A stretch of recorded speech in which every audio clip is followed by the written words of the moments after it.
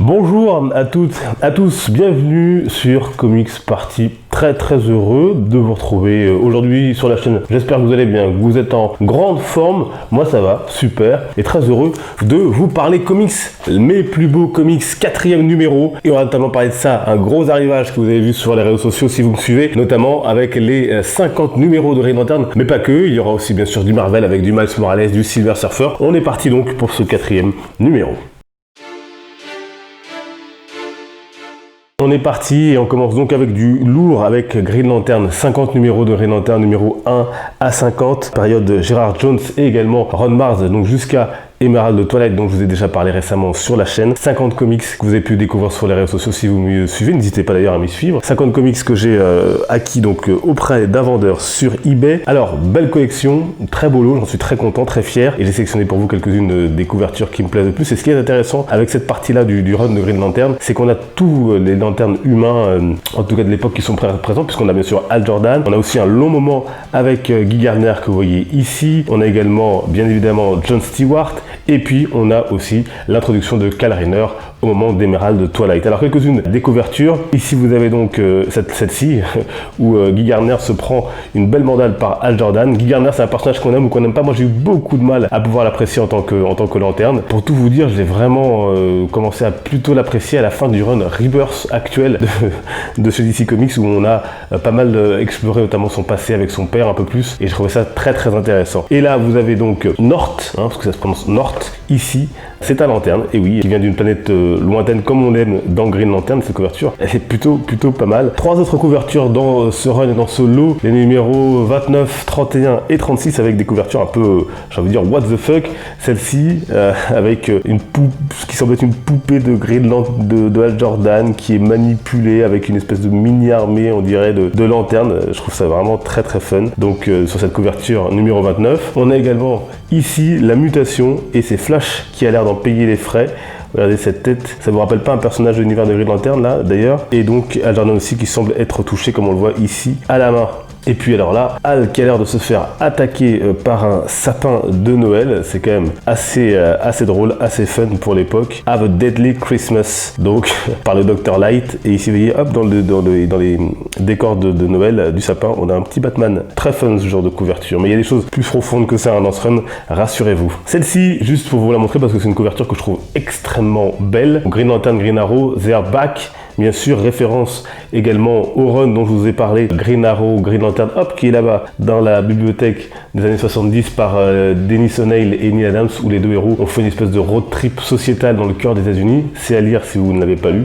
Et là, on les retrouve sur cette couverture que je trouve très belle. You got a problem with that, they're back. Est-ce que vous avez un problème avec ça? Vous voyez ici donc le Green Arrow, pas content, hein, et Hal Jordan, pas content non plus. Après, on arrive sans doute aux passages les plus emblématiques de ce run qui va passer la main donc sur Ron Marz. Ici, la destruction de Coast City par Mongul et le Superman Cyborg qui va mener à la folie donc de notre ami Green Lantern. C'est le numéro 46 qu'on n'a pas dans Emerald Twilight, mais qu'on a ici par exemple donc en VO. On voit ce fameux combat ici, enfin ça se passe avant, qui va mener donc à la destruction de la ville de Hal Jordan, Coast City, qui va conduire à son désespoir et à sa folie.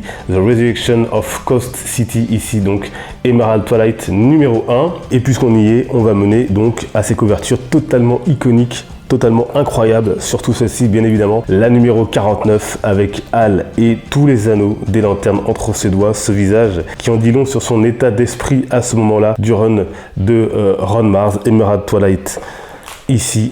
Et voilà, le lanterne habité, le lanterne fou, le Hal Jordan fou ici, avec cette belle couverture il y a un effet en fait, si vous touchez sur la couverture. Vraiment un très beau numéro, c'est le numéro 50. Voilà, et c'est à retrouver donc en VF, bien sûr, comme vous voyez sur cette couverture, dans Green Lantern Emerald Twilight par Ron Marz, publié chez Urban Comics en VF il n'y a pas si longtemps. Allez, puisqu'on est chez Green Lantern et chez DC Comics, on y reste avec une couverture que je voulais simplement vous montrer, qui n'a rien à voir avec ce run, puisque là on est dans quelque chose de beaucoup plus récent, hein, on est dans l'univers Rebirth actuel, hein, quasiment de DC Comics et de Green Lantern, avec cette couverture que je trouve très belle, vraiment. Voilà, c'est une couverture de Brad Walker, également d'Andrew Hennessy et de Jason Wright pour les couleurs. elle est vraiment folle et elle montre la force de l'anneau, la force destructrice parfois de l'anneau. Et elle dégage une puissance assez incroyable, je trouve. Voilà, je voulais vous la montrer. Out of Time. On passe à présent chez Marvel avec cette couverture que vous avez vue sur les réseaux sociaux si vous me suivez. Mais je voulais vous la remontrer en vrai, de plus près. Voilà, si c'est cette Wolverine volume 7 et l'artiste c'est Chip Kid, 7,99$, c'est sorti en février dernier et j'aime beaucoup cet effet, vous voyez, ici avec les griffes du griffu, les griffes de Wolverine qui viennent barrer le X de X-Men. C'est vraiment une très très belle couverture, regardez à l'intérieur. Wolverine, et là vous retrouvez bien sûr les auteurs, notamment Adam Kubert. Et en plus, ce qui ne gâche rien, regardez la qualité des dessins, c'est vraiment super. Donc, et ici les taches de sang de ces griffes de Wolverine. Donc couverture designée, donc dessinée par on peut le dire ici carrément par Chip Kid, Marvel 1 Variant Edition. Vraiment, c'est très très joli ça. D'autres couvertures que vous avez vues, que je voulais vous remontrer rapidement d'un peu plus près, bien sûr si vous me suivez sur les réseaux sociaux. Et cette fois-ci, ça concerne bien sûr un Spider-Man que j'affectionne tout particulièrement.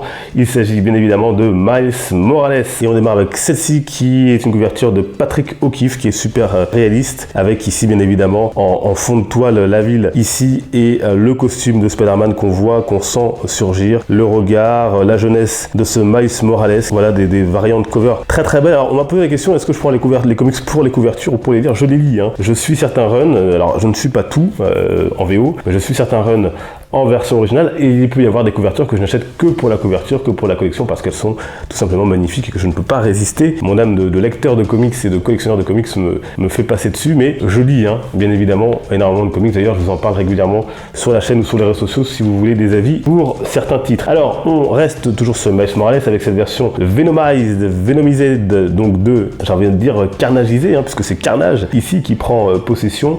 Donc, c'est une couverture qui nous est réalisé par David Nakayama. C'est très très fort, regardez ici bien sûr, on voit mieux comme ceci, avec les effets qui rentrent dans le nez, dans les yeux, enfin c'est assez gore en vrai, mais ça fait son petit effet. C'est vraiment une couverture très très forte.